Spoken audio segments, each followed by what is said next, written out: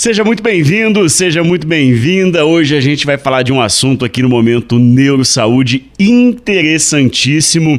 Um dos assuntos aí que mais esteve nos cabos, nos canais de notícia durante o último mês, claro, obviamente, por se tratar de uma questão de saúde, o quadro clínico de uma pessoa muito importante, de um chefe de Estado. A gente está recebendo hoje aqui, com muito prazer, eu, Alisson Calil Cordeiro, recebo o doutor José Guilherme Amorim, no Momento Neurosaúde, para falar a respeito da seguinte questão. Doutor, o que aconteceu com o presidente Luiz Inácio Lula da Silva? Seja bem-vindo. Olá, Alisson, olá a todos. Mais uma vez, muito obrigado por essa oportunidade. Vamos hoje abrir um pouco, explicar sobre esse assunto, o que aconteceu. Existem muitas dúvidas, por que questionam por que não apareceu no passado, os sintomas só vieram se manifestar recentemente, quando ele estava trabalhando e sentiu fortes dores de cabeça, que é uma situação muito comum. E vamos tentar esclarecer um pouco aí tantas dúvidas que surgem, muitos questionamentos, e é óbvio que tem uma questão técnica, mas eu acho que dá pra gente esclarecer bem o que aconteceu. Tá certo, doutor. A gente teve informações num passado recente de um acidente doméstico. O presidente Lula, todo mundo sabe que, apesar de ter uma boa saúde, de ter começado a se cuidar, já na terceira idade, ainda assim ele é um ser humano saudável, apesar da idade um pouco já avançada, mas nem tão avançada se a gente for pensar nos parâmetros possíveis aí para o homem moderno dos anos 2020, mas ainda assim requer um cuidado. Eis que ele tem um acidente doméstico. Teria começado a se desenhar esse quadro? Poderia ter começado aí, doutor? Isso, Alisson.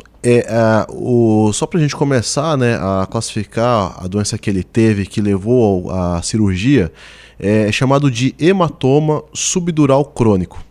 Então, o que acontece? É um tipo de sangramento específico do cérebro, que ele está num compartimento chamado espaço subdural. Ele é abaixo da membrana que envolve o cérebro e ele está acima do cérebro, então ele fica empurrando, fazendo uma pressão. Dentro da história natural dessa doença, entram as situações dos traumas leves, os pequenos traumas, as pequenas pancadas na cabeça. Então isso provavelmente começou a se desenhar lá atrás nessa situação que você citou, foi essa queda no banheiro. É a nossa principal suspeita, porque não há relato de outras situações traumáticas, e naquela situação a imagem é bem, todo mundo se lembra bem daquela imagem que tem aqueles pontos ali atrás na região da nuca, na região occipital, e provavelmente por conta de ter chacoalhado, entre aspas, balançado bastante o cérebro, o que acontece? E é aí que essa situação ela começa a se desenvolver. Entre nessa região, nesse espaço subdural, existem, em praticamente todos nós, algumas veias que são chamadas veias pontes. E é chamada veia ponte porque ela liga realmente a essa veia que está ali mais próxima ao cérebro em direção a essa veia que está mais próxima do osso, que é abaixo da dura mater. Então essa ponte, que é essa comunicação por essa veia, no momento que o paciente sofre um trauma, uma queda, e olha, eu já vi diversas situações, desde o paciente que bate a cabeça no carro quando vai sair, vai levantar no banheiro e bate algum apoio, alguma coisa, existe as mais diversas situações que isso pode ser resultado. E esse balançar do cérebro, ele pode romper essa pequena veia e ela começa a ter um sangramento muito lento. No linguajar médico, assim, no linguajar de hospital, assim, a gente fala até que é uma babação, não é um termo técnico científico, mas só para falar assim, olha, é muito lenta, muito discreta esse sangramento. Só que aos poucos ele começa a se acumular nesse espaço ali entre o cérebro e essa membrana, esse espaço chamado subdural, e ele começa a exercer essa pressão sobre o cérebro. O nosso cérebro, quanto mais jovem, maior é o volume encefálico. À medida que a gente vai envelhecendo, ele vai sofrendo um certo grau de atrofia. Na idade ele vai diminuindo de tamanho? Isso, diminui, volumetricamente. Que interessante. Na idade do presidente, a gente já espera que ele já possua um certo grau de atrofia. Isso é natural da vida. Então ele tem uma complacência maior, ele consegue acomodar um pouco mais de volume. Por isso que a doença demora mais. Se fosse, por exemplo, um paciente de 20 anos, um pequeno volume de sangue nesse espaço já dá sintomas. Mas em um senhor da idade dele, isso aí demora um certo grau, né, um certo tempo, até poder manifestar a doença. Porque as pessoas, existe muito questionamento, eu vi muitas pessoas, mas se sangrou, por que não operou na hora? Mas esse negócio está mal explicado. Não é tão simples assim, né, doutor? Não, faz parte da evolução natural da doença. E as pessoas que têm parentes, familiares que já sofreram uma situação dessa, já passaram por essa cirurgia, sabem exatamente o que aconteceu com ele, porque isso é uma situação muito recorrente. Para nós, neurocirurgiões, é extremamente comum, e para quem teve um parente, né, um vô, um pai, uma mãe ali, que passou por uma situação de tratamento, eles sabem que exatamente é assim que se desenrola. Então, por esse fato, essas características do paciente ali, já com essa idade, 70, 80 anos, 90 anos às vezes também chega, né, até mais. Então, por essas características, ela demora mais tempo para se manifestar. Então, esse tempo, depois do trauma, e pode ser qualquer trauma leve, né, a gente classifica como TCE leve, ela pode levar ali até 2 até 3 meses para ter alguma manifestação, algum indício que alguma coisa não está dentro do esperado. Vamos fazer um paralelo aqui, doutor. Digamos, vamos aqui supor que ele não fosse o presidente da República, não é? Uma rotina de um trabalhador comum. Ele poderia se afastar durante um período de forma integral?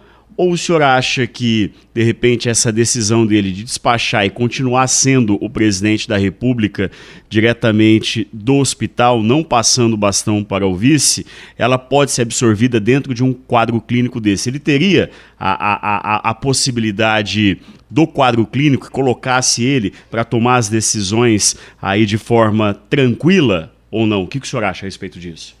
Eu acredito. Não quer politizar, tá, doutor? Sim, tô falando sim, de uma forma tá? extremamente técnica. Exatamente. Acredito no primeiro ponto. Acredito que, do ponto de vista de suporte técnico, né, de assessoria médica, de colegas altamente capacitados, a gente está falando dos maiores centros de referência, não só do Brasil, do mundo, né? Então, Sírio-libanês, né? O Sírio-libanês. Então, do ponto de vista técnico, assim, de avaliação clínica, ele está muito bem assessorado, e eu acredito que os colegas que estão lá realmente têm plena capacidade de avaliar se ele está realmente consciente, né, o grau de lucidez, né? Então, com relação a isso, eu acho que qualquer médico ali teria a capacidade de diagnosticar. A doença pode causar algum grau de confusão? Pode, tá? Mas não necessariamente. Não é regra que o paciente vai ter um quadro confusional, né, por conta dessa situação. É muito comum, aí quando a gente traz aqui para a realidade, não sírio-libanês, né, a realidade, o Brasil. Então, existem situações que o paciente demora tanto para tratar essa situação que eu já vi pacientes chegar com o lado inteiro do corpo paralisado. O sangue pressionou tanto ali o cérebro que ele simula um AVC. O paciente chega hemiplégico, né, paralisado inteiro um lado.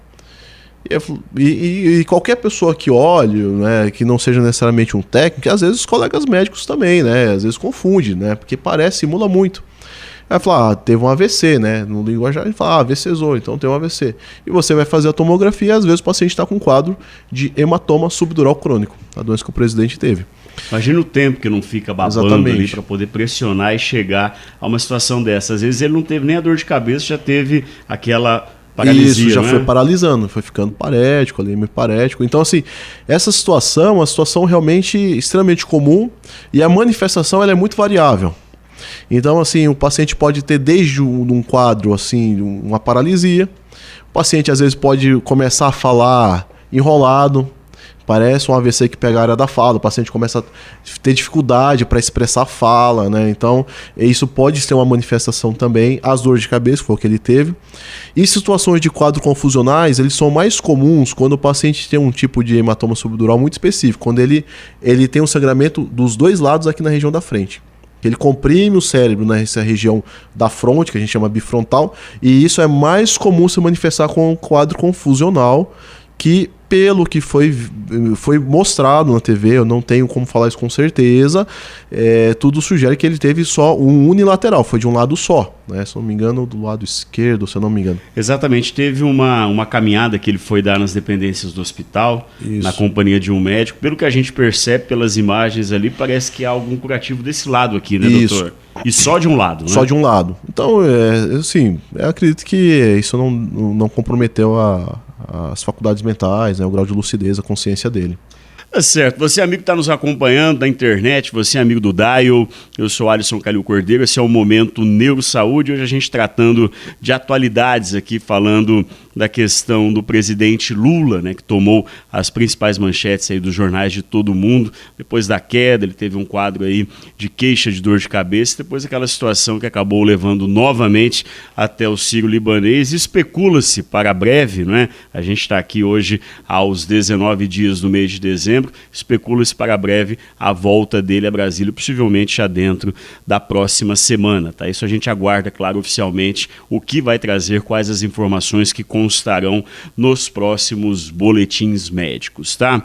Doutor, cidadão comum, trabalhador que está nos acompanhando agora, pai de família, tem um idoso em casa, não é? O que ele pode fazer no sentido de tentar prevenir acidentes domésticos que podem levar a esse quadro? E, já anexando a mesma pergunta, aconteceu alguma coisa, uma queda de banheiro, por exemplo, o que a gente deve, de que forma a gente deve se movimentar imediatamente para buscar esse socorro de forma a não comprometer o quadro do paciente?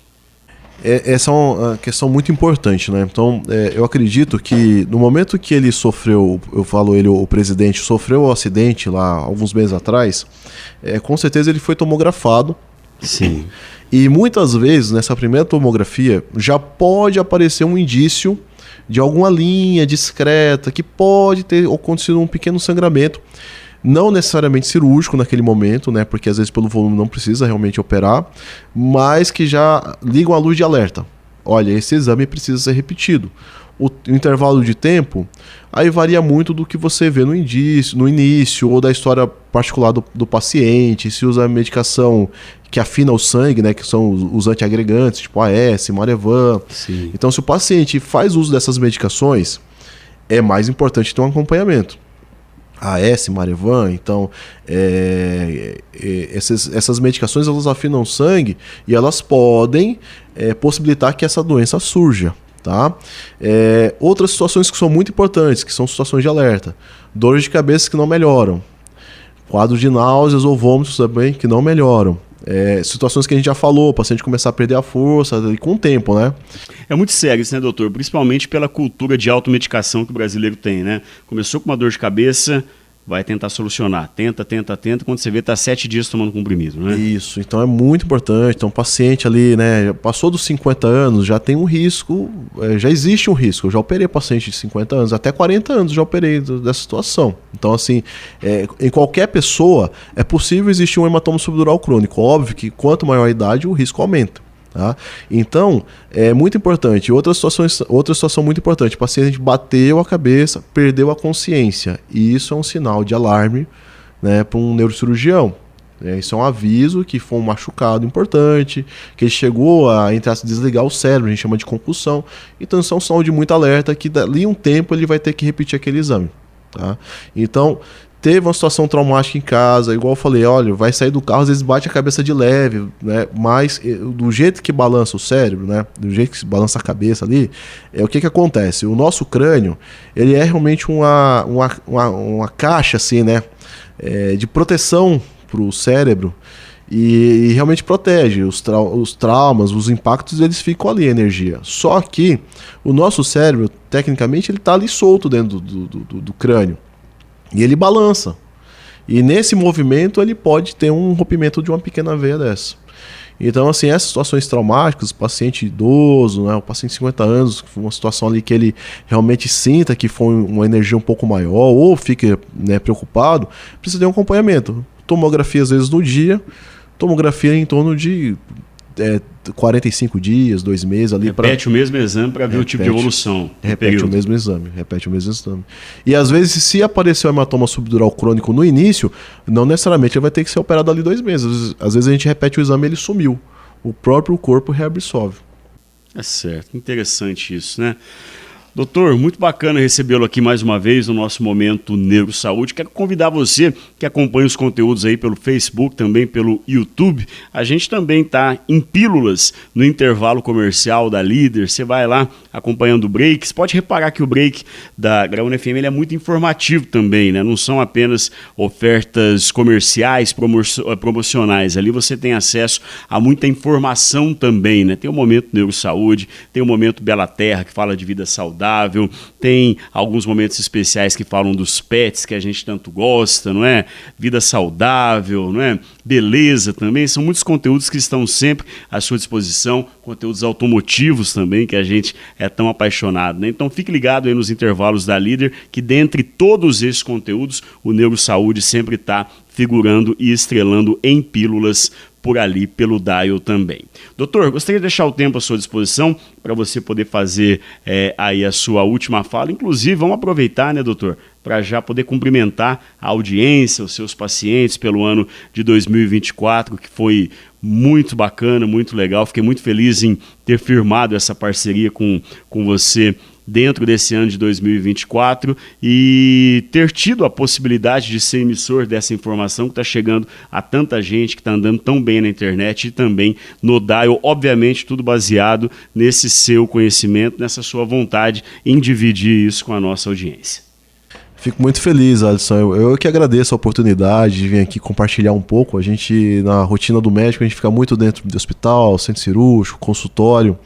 E os pacientes levam, né? Eles trazem esse retorno pra gente, que escutam, que acompanham, que tiram as dúvidas. Isso é muito gratificante, sabe? Eu fico muito feliz. É um trabalho que eu nunca tinha feito, né? É difícil a gente se expor, assim, fora da nossa rotina, mas realmente foi algo, assim, que me deixou muito feliz. Com relação, só para finalizar essa situação que o presidente passou, muitos me perguntaram também em relação ao tratamento, né? Sim, é muito importante falar a respeito. Então, o tratamento, ele é, na maioria das vezes, cirúrgico mesmo. Ele é um tratamento neurocirúrgico. O tratamento pode ser feito por um furo, ou às vezes remover uma parte do osso, dependendo ali tecnicamente do volume, das regiões que tem que acessar, o neurocirurgião que vai, com base no aperfeiçoamento técnico dele, decidir qual vai ser o melhor caminho. Não existe uma regra. E após esse tratamento, após alguns dias, o presidente passou por um novo procedimento e todo mundo ficou falando que aquilo não existia. Existe sim. É um procedimento tecnicamente com todos os estudos necessários para respaldar aquele procedimento, que foi a embolização, que é para ocluir uma das artérias que leva sangue para a meninge e diminui, de uma certa forma, a circulação naquela região, que diminui a recidiva do hematoma subdural crônico. Quer dizer, dá uma atenuada na possibilidade da reincidência. Isso, porque é uma doença que um dos grandes riscos do hematoma subdural crônico é recidivar.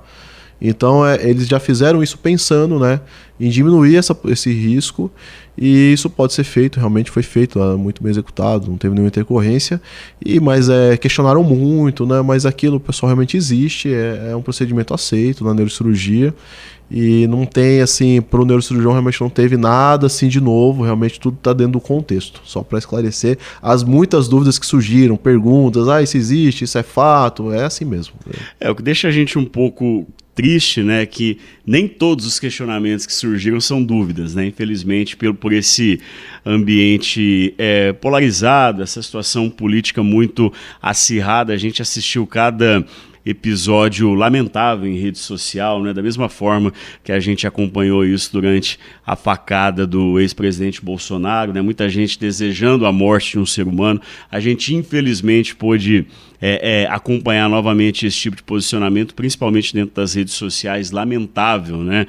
A gente tem que entender a seguinte situação, da mesma forma que o doutor está falando aqui de um caso clínico, que nesta situação quem está envolvido é o presidente Lula. Se fosse o presidente Bolsonaro, se fosse o Biden ou se fosse o Trump, os comentários e a tua argumentação seria a mesma, porque a gente está falando de seres humanos, não é isso, doutor?